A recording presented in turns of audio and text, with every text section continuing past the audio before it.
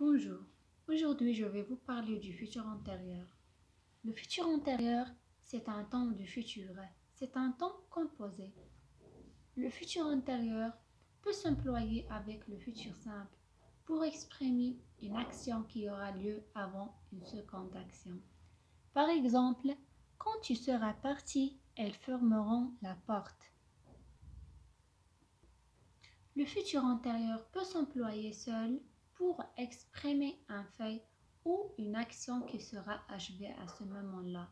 Par exemple, dans une année, elle aura fini son travail. Et maintenant, avec la construction du futur antérieur, on conjugue l'auxiliaire être ou avoir au futur simple auquel on ajoute le participe passé.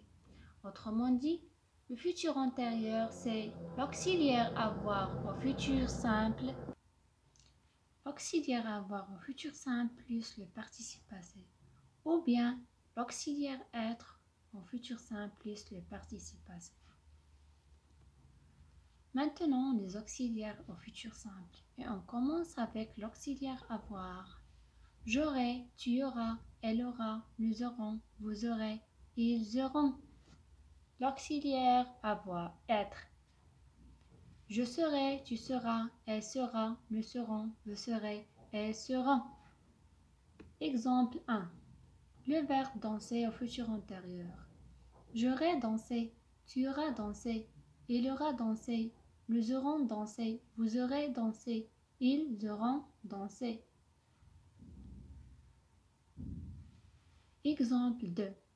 Le verbe grandir au futur antérieur. J'aurai grandi, tu auras grandi, elle aura grandi, nous aurons grandi, vous aurez grandi, elles auront grandi. Exemple 3. Le verbe partir au futur antérieur. Je serai parti, tu seras parti, elle sera partie, elle sera partie, nous serons partis, vous serez partis, elles seront parties, elles seront parties. Il faut faire attention à l'accord du participe passé employé avec l'auxiliaire être, car le participe passé s'accorde avec le sujet. Alors, le participe passé conjugué avec l'auxiliaire être s'accorde en genre et en nombre avec le sujet du verbe. Et le participe passé conjugué avec l'auxiliaire avoir ne s'accorde pas avec le sujet. Elle s'accorde avec le complément d'objet direct lorsque celui-ci est placé avant le verbe.